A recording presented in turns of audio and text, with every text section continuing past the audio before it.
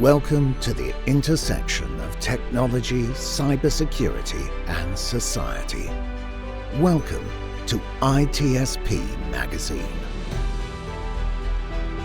Knowledge is power, now more than ever.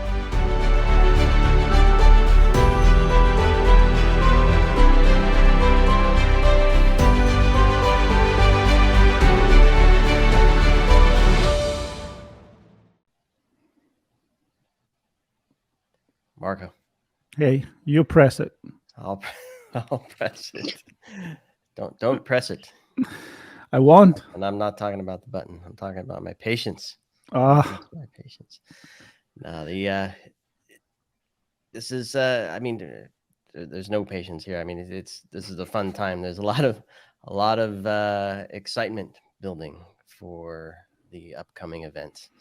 And I'm excited to press this button, actually, to have this conversation with one of the speakers from Infosecurity Europe in London, talking about a topic that's near and dear to our heart. I mean, this really connects the human element to the technical bits in cybersecurity, all around culture. So this is going to be a fun conversation, Marco.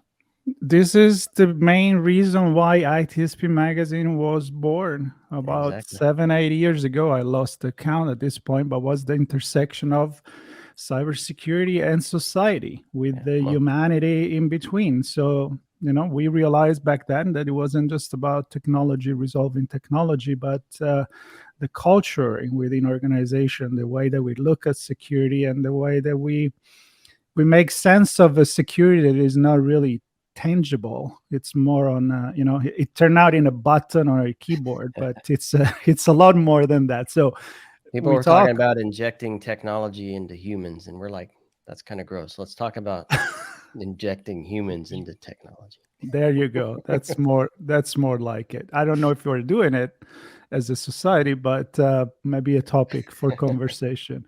Sean, another fantastic keynote that is going to happen very soon. I am going to get on a plane in a few days, and I know you're going to do the same. So let's talk about this. Who do we have on? It's part of our chats on the road. We're going to be talking about culture eating strategy for breakfast. Sounds delicious. Building a strong cybersecurity awareness culture with the one and only Robin Bylenga. Robin, how are you? Robin Lennon Bylenga, I should say. Good to have you on this show. I'm good. Thanks so much for inviting me. It's quite an honor. It's our pleasure, and I'm excited to get into the topic and unpack it a bit. Of course, Marco and I have our own thoughts on this, having talked about it for quite a while. We're interested in yours, but first, I want to know more about who Robin is and what you're up to, and what led you to this keynote at Infosecurity in London.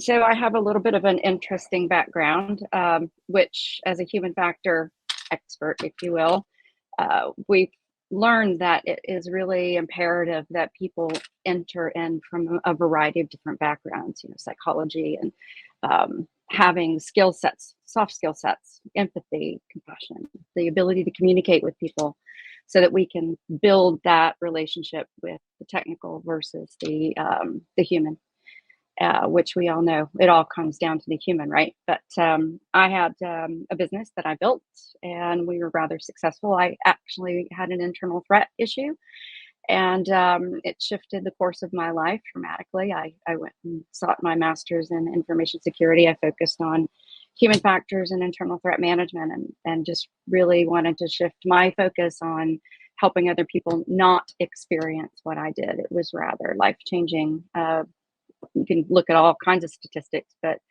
there's one particular which was written several years ago, and I think it was Inc. magazine that said 60% of small businesses will go out of business after a hack.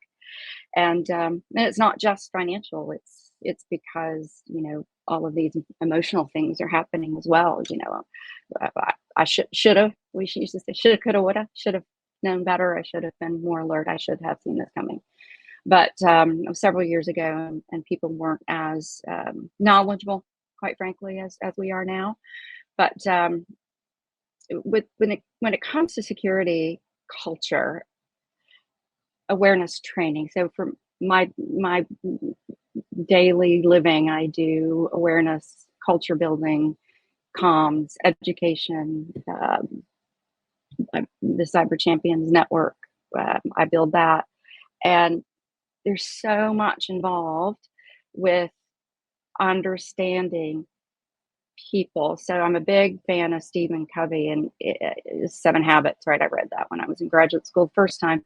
And habit number 5 is seek first to understand, then to be understood. And I really like that quote, because if we just go and password management, and you've got to learn about being safe remote working and being safe when you're traveling and blah, blah, blah. It's really, it can become white noise. And when you change the method of delivery, when you change the narrative and you make it about the people, and again, going back to that 5th habit, meet the people, understand what they do daily in their work and their workflow, make it relevant, make the issues relevant to them first. And when I first got out of college the first time, I was a flight attendant actually for a couple of years, and great experience, great company. I worked for a company called Southwest Airlines. You might have heard of them. And this is back in the day when they were changing the world with their different culture, with the different way that they approach their customers, and with the way that they approach their employees. And it was culture driven, and everything was ingrained to everybody. It didn't matter if you were in ops, if you were checking bags, if you were doing tickets, if you were a flight attendant, if you were in HR, whatever. Everybody got that same culture training, and it was consistent. And the message aligned with the mission and vision of the company. Now, this wasn't security culture, but it's culture.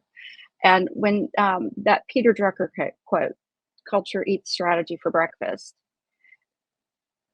makes a lot of sense to me, because you can have all the strategic plans in the world, but Texas, we used to call it talking out of both sides of your mouth. When you say one thing but you do another, even as a parent, if I say, don't steal, and then I go and put something in my pocket, we watch what people do. We watch what our leaders do. Even as adults, we watch. It's top down. So whatever our leadership is doing and saying, even if it doesn't mesh with the strategic plan, we're gonna follow the path. Yeah. And let's talk about the title for a little bit, because I think it's an interesting quote, and I think that if you look at from a more logic mind, more business mind, you may think that in order to create culture, you do need a strategy to achieve that, because that kind of mindset, you want a strategy for everything. But what you're saying with this, it's more like the other way around, where the habits, the way you behave, the way you see the world, you see the business, you have a goal. What is your why, right? For the company, you brought the example of the company you used to work with.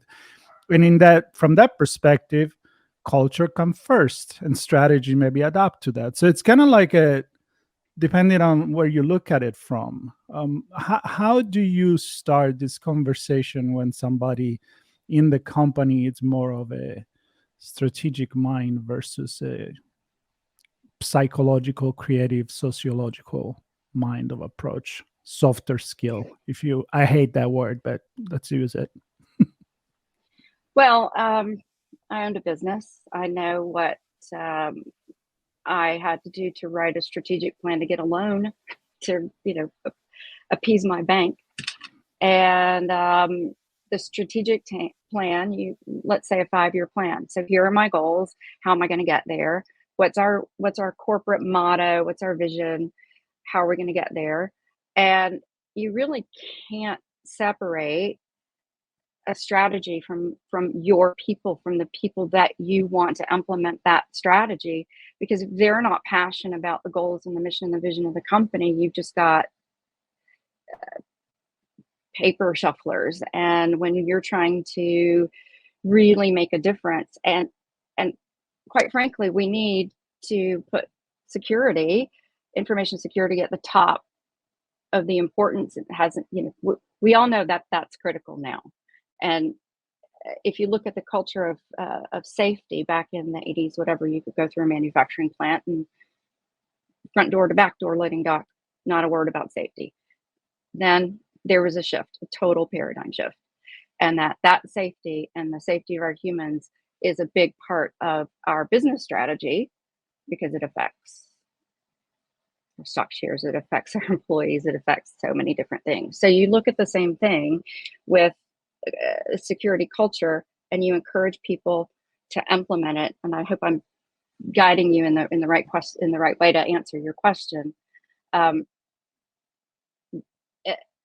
Every corporation has their ultimate mission and vision statement. It's the first thing you do, and you've always got to go back to that mission and vision. I love the story about the brand. It's a retail brand, and it's grown into this huge life force of its own. But when the three guys that got together decided the brand, they said, okay, here's this man, right? What does he drink? What does he smoke? What does he wear? Who does he date? What kind of car does he drive? Tommy Bahama, that was it. Everything went back to, okay, who is this persona? And then we work from there. That's the way culture is. Who is the culture? Where do we want to go for a business? How do we want to do that? And what are our values and how do they align?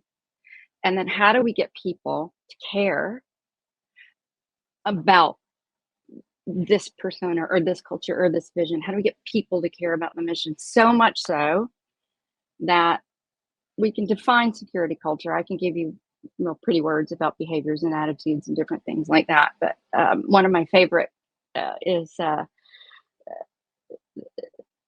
culture is what people are doing when nobody is looking. That defines. Yeah, that's what your brand is. I think Jeff Bezos said that, and many others said something similar. Yeah. For sure. What they say about you, not what you say about yourself.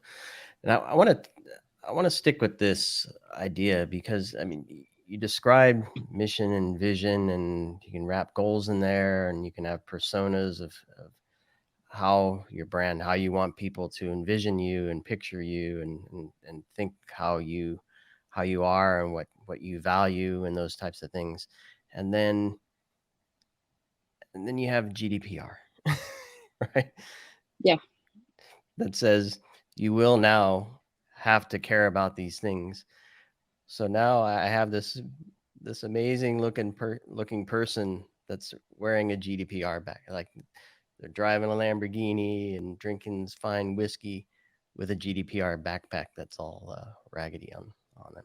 So it changes the way I can take that visual out of my mind now. It changes. No, my point is, it changes the way you look, right? So how? My question is, can you wrap? And there's a second point to that, which is there's security culture and there's data protection culture and GDPR, how you use data, which two different factions within the organization, and then you have this big giant culture that you have to deal with. And you mentioned the Southwest example. I mean, that's who they are, right? They're funny and that kind of thing. And how do you throw security into that? I guess, do you make it funny and fit in? So the question I have is, do you find a way to fold security in to the culture, or does the culture define how security is managed? Because earlier you mentioned it has to be relevant and fit into the workflows, right? It's what you do. So right. I've thrown a lot there, but I just have this weird picture in my head of, well, how does it really come together to actually be a culture that people do when nobody's watching them? So, I mean, you touched on several different things, not the least of which is learning behaviors, and that's a whole different conversation, because I studied training and development for years, and we all learn in very different ways. Some with humor, some with constant nudges, some with the written word, some people, when I was with that airline, there were some people that really didn't like the humor. So, you had to read, you got to be able to read the room. So that's why virtual training is so difficult because you can't see people's eyes. You can't shift the message as you lose people or gain people or whatever. So, learning methodology is one thing, but, developing a whole culture it's not overnight. I mean, it's basically at least a 2-year program. And that's when you've got it relatively well defined, board, top leadership,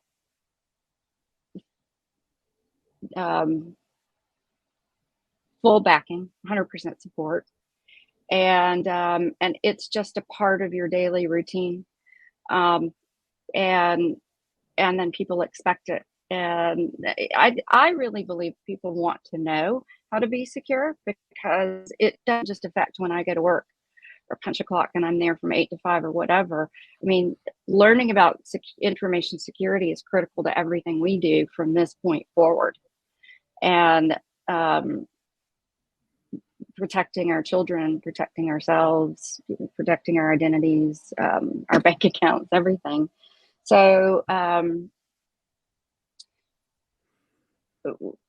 when you have the ability, which is amazing, to go in and actually create a culture with a company that is supportive, it's fun because you get to go to the conversations with people are critical. And 100 years ago there was a book called I think it's Tom Peters' Management by Walking Around, and I was in graduate school at the time and I thought, well, that sounds stupid. I mean, that's just like common sense, right?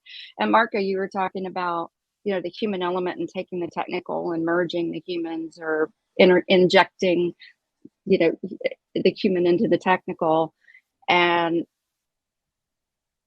I think that sometimes we get so myopic and so focused on what we do, whether it be coding, cybersecurity, whatever, that we forget that this is not everybody's job, and they don't care. I don't care how the engine in my car works.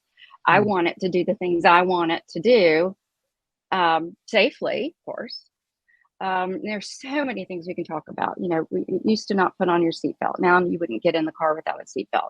Now your car warns you if you don't have a seatbelt on. That car warns you if your back passengers don't have their seatbelt. So it's up to us, I think, from a technological standpoint, to put in those little warning things to help people remember to operate safely. But you do it in a way that's respectful and empathic. And ultimately, whatever your company is, your suppliers, your customers, your investors, they want to know that you're being cyber secure. And to your point, Sean, GDPR, it's not my job anymore. It's all of our jobs. And it's a collective effort. And if we don't, and that's culture. In order to have a collective effort, that's culture. That's why I went right there at the beginning with the title and the quote, because I feel like it needs both, right? I mean, you can attack the problem from one side or from the other, but ultimately it's not just one side that is going to win. It's a mix of the two. I think that you need the regulations, you need the culture, the understanding that, like, you go in the car, if you grow up in that transition of not seatbelt, we didn't, the car then started to remind you that with that annoying beep, and now it probably just put it on by itself. But there was also a moment that you just walk, you sit in the car and automatically you do it, right? And automatically you put it on your kids and the person next. If he doesn't do it, you're going to say, you should do it, because that's culture, right? So it goes in a lot of different direction. And of course, to go to your presentation, to your talk at Infosecurity Europe, you're not going to have an entire curriculum of lessons to go through this. So what are going to be your main point there, and especially what people will walk away, or you hope they'll walk away with thinking about after they hear your presentation? I love to tell stories, and I think storytelling is one of the best ways to have people remember. I took a cybercrime class, and we had all the statistics and data and hundreds of thousands of slides. It felt like 100,000 slides. It was the stories that I remember. It was the stories of the people that were, cyber bullied or whatever. That's the stuff that speaks to all of us. It's a story. The best advertisements you have are for stories. And I want to tell a couple of stories that hopefully will help people, resonate with people. I want to talk about the importance. Why is it so pivotal and important that we have a good security culture and address the human element? And also metrics. Is there a way to measure it? How do you measure something that you can't see? We didn't have any attacks this year. Oh, great. So now we don't need the team. We're all great. That's always been an issue. So I'm going to address some of the metrics or some of the ways that you can actually baseline yourself, and then steps along the way to really understand if you're having success. But you also need to define what success is. What does it mean to you? Yeah. So, yeah, and referencing the seatbelt as a societal culture, but I picture, you mentioned manufacturing warehouse or hub, where on the board is how many days without an accident did we have, right? And that's the business safety culture. And in the US, that's driven by OSHA. I'm sure in Europe, there's different standard body that oversees that kind of thing. And they may pair up, right? Somebody might wear a seatbelt to work and then not care about safety, or vice versa, not wear the seatbelt, but care about the safety at work. But they're both cultures. Yeah. And I think the one thing that I do like to remind people that we want to avoid is reliance on too much technology. And my mother's going to kill me for telling this story, but I was with her recently, and before my dad passed, he bought her this magnificent vehicle that warns her about everything. She didn't really have to think anymore. And we were riding in one of the other vehicles because that one was in getting some things done. And so this other vehicle doesn't vibrate when she's going off the road, and it doesn't remind her of everything. And she's relying on the camera. And I said, with all due respect, just can you just not trust the technology quite so much? So then we had a little rear ender, and that was funny because she was using the backup camera and not her eyes. But anyway, I digress. But it was just, it was just like, the words had just come out of my mouth. I think you're relying too much on technology. I know what I'm doing. Bam. And, so that's a part of the culture too, it's a great point. It's a lot of conversation nowadays about, we set an easy button, but we also talk about, AI and ChatGPT is going to just do things for you. It's not going to. I mean, I see all of this technology as a tool, as an help, but you can't just rely 100% on it. You need to still use your own judgment, and that's where culture, I think, come in. So your example with your mother, I think, is pretty good. I trust my car that will brake by itself, but I'm gonna have my foot on the brake. I'm not gonna go 100% on that. So definitely a lot to think there. The other difference is your mother is probably driven without technology, so at least she knows what it's like to drive without technology. The newer generations don't know what it's like to do business without a lot of these technologies. So when something fails, things happen, and that's where the culture really steps in. Right? Yeah, and ironically, Sean, when you're talking about that kind of stuff, if you look at the data and you look demographically at how people interact with technology, some of the younger people right now that have had technology since they were infants, I've seen it, that they're more likely, statistically speaking, to click, because they're busy. They're doing, the older generations that did not have that, coming along are a little bit more cautious. I mean, that's just, so, when you're dealing with all of these demographics and culture,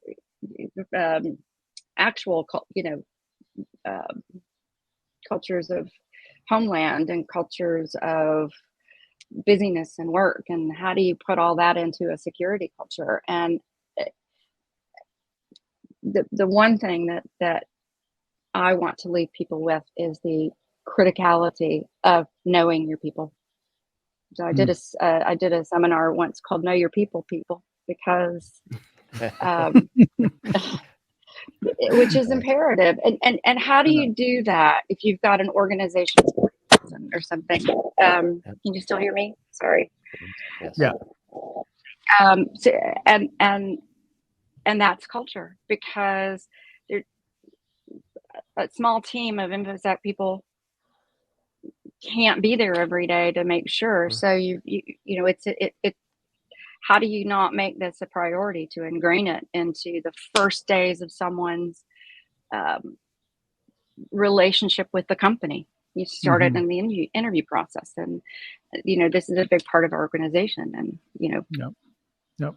So, well, a lot to talk about here, and definitely a large conversation. And I think it will be a session that will let people think a lot about what they're doing, what they've done, and the way that they are approaching culture and security. So I'm going to make a call to action here for everybody that is at Infosecurity Europe at the Excel in London in a few days, which will take place on the 20th, the 21st, and the 22nd, to also on the 22nd at 12:25, I see on the schedule, to come to your keynote stage session, and that is called Culture Eats Strategy for Breakfast. So that alone, it's already interesting, building a strong cybersecurity awareness culture.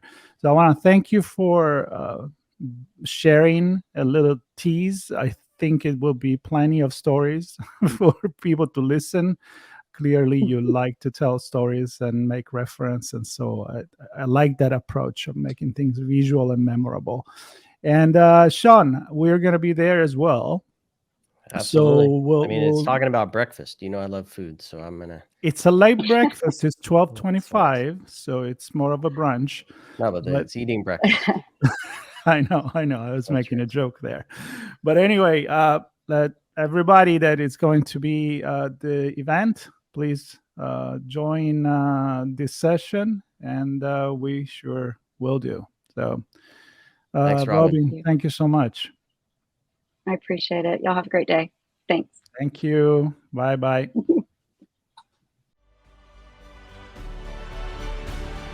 We hope you enjoyed this conversation. If you learned something new and this story made you think, then share ITSPmagazine with your friends, family, and colleagues.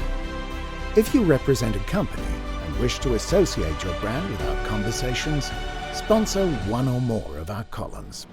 We hope you will come back for more stories and follow us on our journey. You can always find us at the intersection of technology, cybersecurity, and society.